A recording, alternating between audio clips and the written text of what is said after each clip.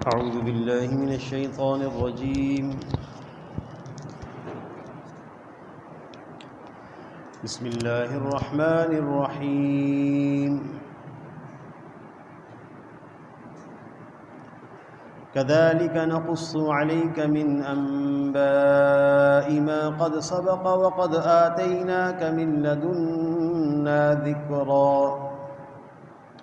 من أعرض عنه فإنه يحمل يوم القيامة وزرا خالدين فيه وساء لهم يوم القيامة حملا. يوم ينفخ في الصور ونحشر المجرمين يومئذ زرقا يتخافتون بينهم إن لبثتم إلا عشرا نحن أعلم بما يقولون إذ يقول أمثلهم طريقة إن لبثتم إلا يوما صدق اللہ العظیم. سورہ طٰہٰ کی آیت نمبر 99 سے اللہ تعالیٰ نے تلاوت کی توفیق عطا فرمائی. اس سے پچھلی والی آیات میں اللہ رب العزت نے موسیٰ اور سامری کا قصہ بیان فرمایا. حضرت موسیٰ علیہ السلام نے اس بچھڑے کو جلا کے راکھ کیا اور سامری کو بد دعا دی، جس کے سبب وہ کہتا پھرتا تھا کہ لا مساس، مجھے چھو مت. مکی صورتوں کے اندر جو مضامین ہوتے ہیں اس میں توحید، رسالت اور آخرت کو بیان کیا جاتا ہے. توحید کا ذکر ہوا، رسالت کا ذکر ہوا، اس کے بعد والی آیات میں آگے آخرت کا ذکر ہے. کذالک نقص علیک من انباء ما قد سبق، ایسے ہی ہم آپ کو قصے سناتے ہیں ان کے جو پہلے گزر چکے. وقد آتیناک من لدنا ذکرا، اور تحقیق ہماری طرف سے آیا ہے آپ کے پاس ایک ذکر، یعنی قرآن پاک. ہم نے آپ کو اپنی طرف سے قرآن پاک عطا کیا ہے. من اعرض عنہ، جو قرآن سے اعراض کرے گا، فإنہ یحمل یوم القیامت وزرا، وہ کل قیامت کے دن بوجھ اٹھائے گا. خالدین فیہ، ہمیشہ اس میں رہے گا. وساء لہم یوم القیامت حملا، اور وہ برا ہے بوجھ قیامت کے دن اٹھانا، یعنی عذاب. اللہ اکبر. اللہ تعالی ہم سب کی حفاظت فرمائے. آپ صلی اللہ علیہ وسلم نے ایک دفعہ ارشاد فرمایا، جہنم میں ایک درخت ہے زقوم، اگر اس کا ایک قطرہ دنیا میں ڈال دیا جائے تو دنیا کی زندگی کے تمام سامان تباہ ہو جائیں. پھر آپ صلی اللہ علیہ وسلم نے ارشاد فرمایا، کیفا، وہ پھر کیا عالم ہوگا کہ وہ لوگ جن کا کھانا ہی زقوم ہوگا. یوم ینفخ فی الصور، اور جس دن سور پھونکا جائے گا. وَنَحْشُرُ الْمُجْرِمِينَ يَوْمَئِذٍ زُرْقًا، اور ہم کل قیامت کے دن مجرمین کو اکٹھا کریں گے، جمع کریں گے، اس حال میں کہ ان کی آنکھیں نیلی ہوں گی، یعنی انتہائی بدنما آنکھوں کے ساتھ.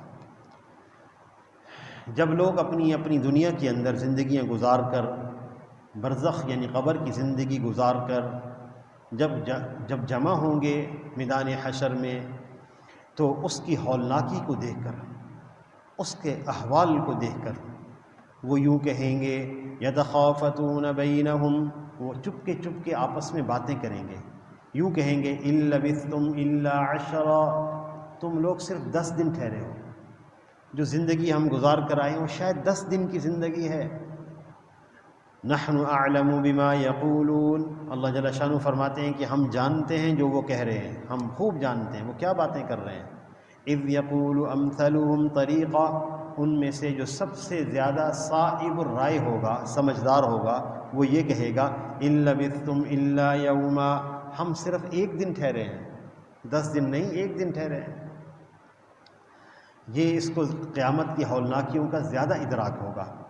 آپ صلی اللہ علیہ وسلم نے ارشاد فرمایا کہ دنیا میں وہ شخص جس کو دنیا کی سب سے زیادہ نعمتیں دی گئی ہوں، دنیا میں وہ شخص جس کو سب سے زیادہ نعمتیں دی گئی، ہم تصور نہیں کر سکتے دنیا کی کیا کیا نعمت ہے جو اس کے پاس نہ ہو، لیکن وہ شخص ایمان والا نہیں تھا، جب کل قیامت کے دن اس کو لایا جائے گا تو اللہ جل شان اس کو جہنم میں غوطہ دیں گے اور پھر اسے فرمائیں گے تو نے کیسا پایا؟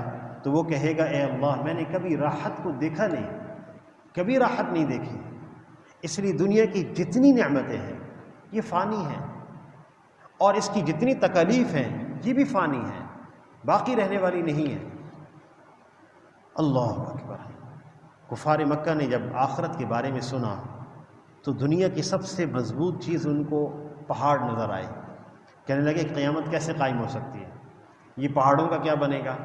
وَيَسْأَلُونَكَ عَنِ الْجِبَالِ، یہ آپ سے پہاڑوں کے بارے میں پوچھتے ہیں۔ فَقُلْ يَنْسِفُهَا رَبِّي نَسْفًا، تیرا رب ان کو ریزہ ریزہ کر کے اڑا دے گا۔ فَيَذَرُهَا قَاعًا، یہ زمین میدان بن جائے گی، صفصفا، چٹیل، سیدھا میدان، ہموار، لا ترى فيها عوجا، اس میں کوئی ٹیڑھ نہیں ہوگا، اس میں کوئی نہ ہمواری نہیں ہوگی، ولا امتا، نہ کوئی ٹیلا ہوگا۔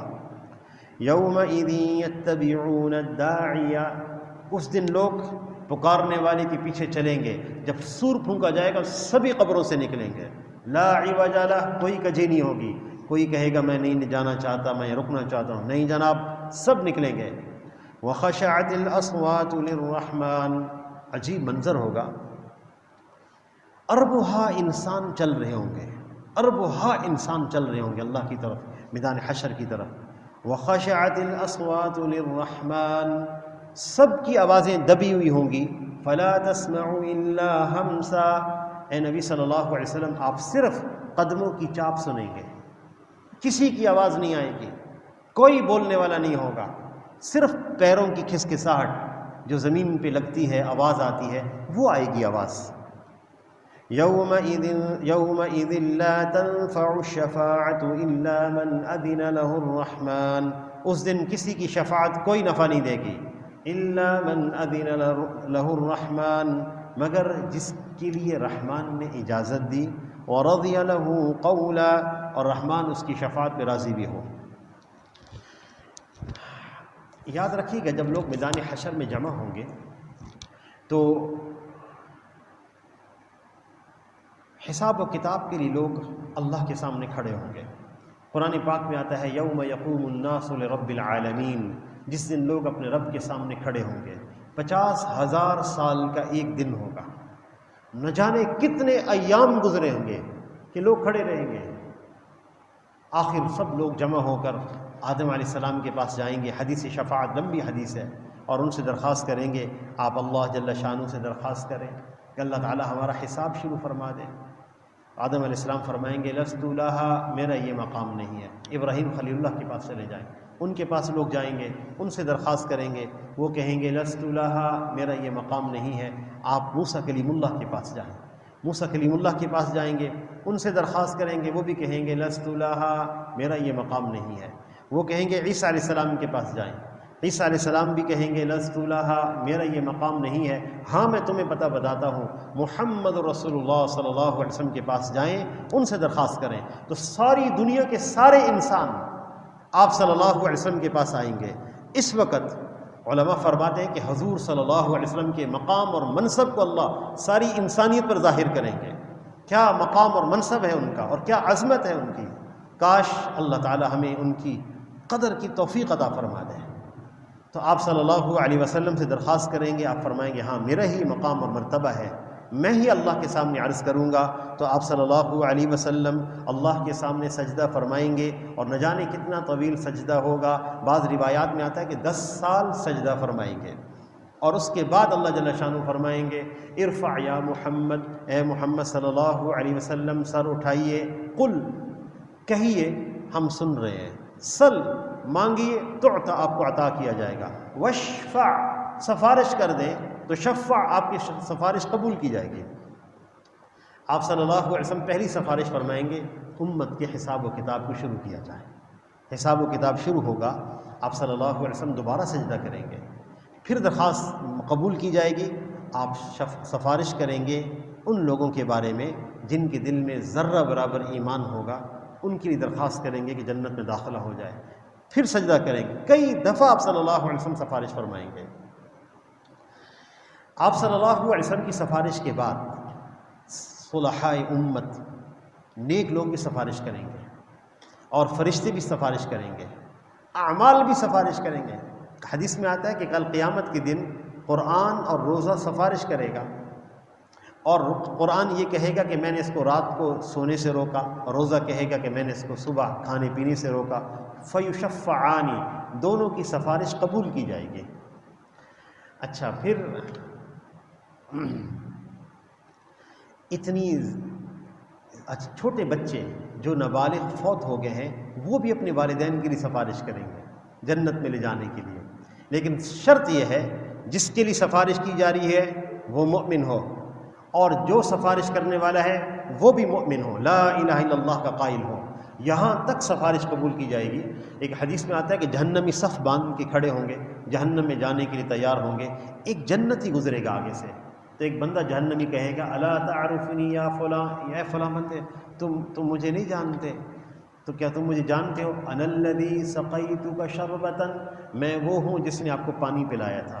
تو وہ آدمی سفارش کر دے گا، فیدخلہ الجنہ، اللہ اس کی سفارش پر جنت میں داخل کر دے گا۔ ایک اور بندہ کھڑا ہوگا، وہ کہے گا انا الذی وہبت لک وضوءا، میں نے آپ کو وضو کا پانی دیا تھا، بھائی میرے لیے جہنم واجب ہو گئی ہے۔